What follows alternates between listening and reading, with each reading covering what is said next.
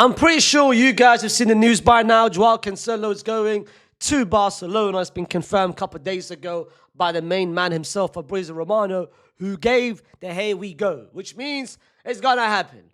I'm gonna give you my thoughts. A lot of you guys have asked me, what's your thoughts on it? What's your reaction to it? I haven't done a reaction video, of course, on my main channel. I've been busy for the past couple of days, but I'm gonna be giving you my thoughts right now before we go any further. Make sure you like the video, subscribe to the second channel, because I'm trying to get to 25K on the second channel in the next coming weeks. And of course, comment your own thoughts. Barca fans, let me know down in the comment section what you guys make of this signing.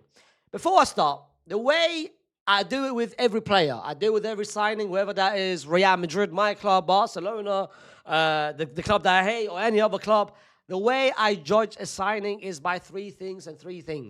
The first thing is financials. Is the money worth it? Did my club overpay? Did my club underpay? Did we get a good deal? Is the wages that were given, whether that's Trent, whether that's any other player, did the wages that were given to this player enough? Secondly, does this player want to come to my club? Is he hungry? Is he committed? Does he have something to prove? Is he fighting for his legacy, his life, his career? Is he trying to change his life around? And lastly, is he going to fit the system? Is he going to fit the team? Where is he going to be playing? Is he playing in his natural position? That's the way I look at a player, and that's the way I look at a signing. If I look at now Joao Cancelo, on these three metrics, my own metric, of course, every person is different. If you look at it from a financial standpoint, Barcelona are paying 4 million euros as a loan coverage to Al Hilal to get Joao Cancelo for 6 months. If you look at the wages is perfect for Barcelona. Yes, you look at 4 million, it might be a lot, but if you look at the wages, it's a compromise, because Joao Cancelo is cutting down 50% of his wages. Barcelona is not paying 100%. Barcelona is not paying 75%. They're not paying 50%. They're paying around 30 to 40% to get Joao Cancelo. And if you look at his wages, that's not bad. That is not bad. The fact that the financials, the wages, is being cut by over 50%, that is not bad. 4 million, it's fine if you look at it, but 4 million, even the 4 million, you are never going to get a player for 4 million. Even if you look at the market today, no player is worth 4 million. No player is worth a centre-back, a right-back, whatever it is not worth 4 million. So if you're looking from the financial standpoint, it's a tick, in my personal opinion. Then you look at whether the player wants to come to you guys. Joao Cancelo and Al Hilal received about 5 offers from what I read. They received an offer from Inter Milan. They received an offer from Juve. They received an offer from 2 Turkish clubs. They received an offer from one of the Premier League clubs. And they received an offer from Barcelona. He wanted Barca and Barca only. Of course, he played for Barca. He loves Barca. His family loves Barca. Whether that's the city, whether that's the club, you get an idea that he wants to come to you guys, and he's made it very clear. He's rejected clubs to come to you guys, which is always a positive sign. On top of that, he's fighting for something to prove. He wants to start. It's a World Cup season, so he's making it very clear for the next 6 months, he wants to have a good season for him to start. His position has been taken in that Portuguese team. Nuno Mendes is now the guaranteed left back. Dalot has been playing a lot as a right back, so his position is up for grab. It's not like he was an undisputed starter a couple of years ago and he's just coming to Barcelona for vibes. He wants to start, he wants to do well, and he wants to impress Roberto Martinez. He wants to basically start in the World Cup, which gives you an additional factor. He's fighting for the badge. He's fighting for the club. He's fighting for the next 6 months because he wants to make it positive. So that's already 2 ticks. The financials, boom.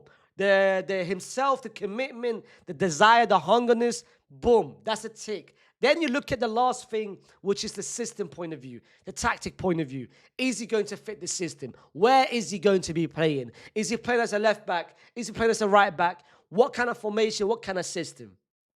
The biggest thing about Joao Cancelo, if you look at his career, if you look at why his career has gone downhill for the past 3 to 4 years, he was once the best fullback in the world.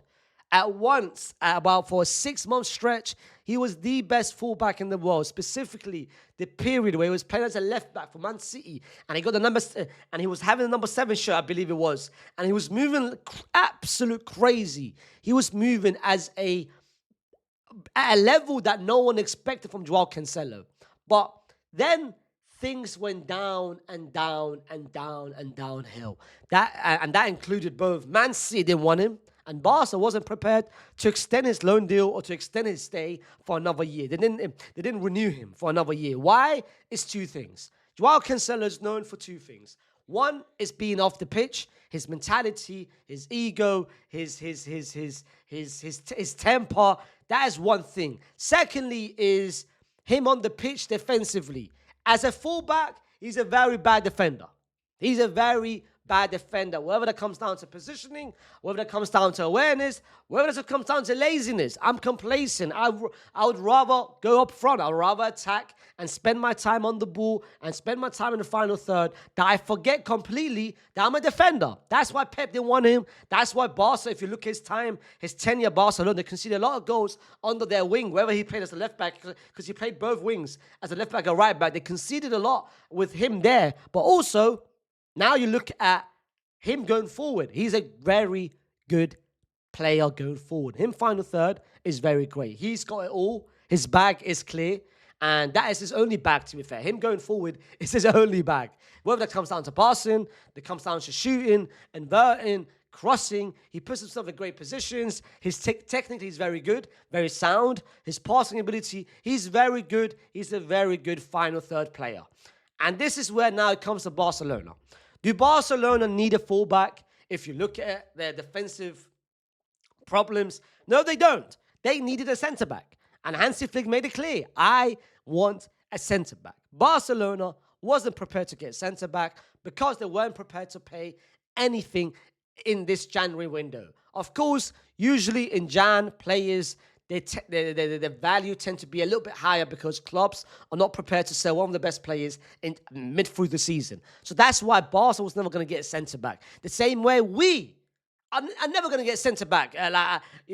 Some people think we're going to get Konate or Marguihi to replace Rudiger. Brother, we're not getting centre-back. So usually around Jan period, unless something bad happens, unless something drastic happens, people don't really get centre-backs, especially these kind of clubs. But a biggest reason why this signing is happening, in my personal opinion, is because of his agent, Mendes. And if Mendes wants to make it sure his client goes somewhere, bro, Mendes makes it happen. Mendes is the most proactive agent there is in today's game. He cares about his agents. He cares about his clients.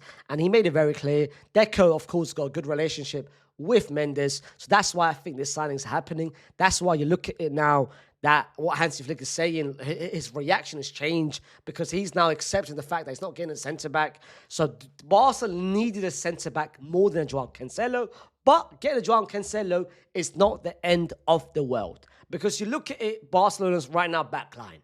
Yes, they're not the greatest. So adding another person who's not great defensively doesn't help. But if you look at it, Koundé, his level has regressed massively. Over the past couple of years. And not the past couple of years, the past couple of months. Last season, he was very good. This season, he's not been the same player. Balde started the season not the best, but he's picking up form recently. And the two centre-backs is picking up form. Kubasi is picking up form. Jared Martin is becoming a player now. Eric Garcia, whoever he plays in the midfield and centre-back, he's picking up form. But Barcelona, throughout the whole season, they've lost a leader, Inigo Martinez, and they've conceded a lot of chances. They concede a lot of chances throughout the game. And adding a Joao Cancelo, of course, on paper doesn't help. But I've always said this, and this is my thoughts about defending. I think defending comes down to the willingness more than it comes down to whether you're actually good at defending. I've said it for time.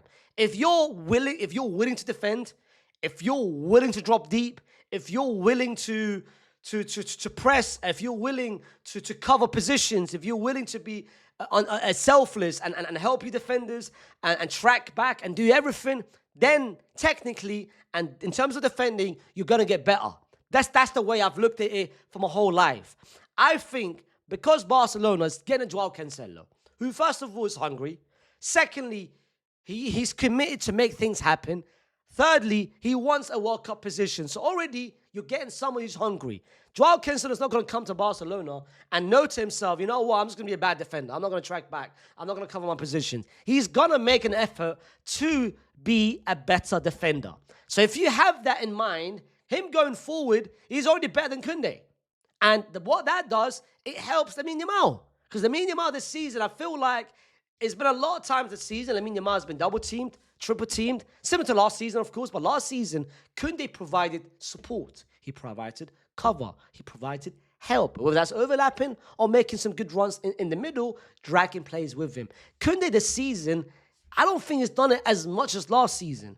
And he doesn't do it to the same level as a Joao Cancelo. So having a Joao Cancelo now in your team, who's a very good final third player, it helps Lamine Yamal. It unlocks Lamine Yamal. And I think Lamine Yamal will have a much better time, a much better 6-month period with a Joao Cancelo compared to Koundé, especially going forward. I feel like you can play Joao Cancelo whether as a left back or as a right back. There was a time, if I remember correctly, with Barcelona, they played Bold as a left back and Joao Cancelo as a left winger.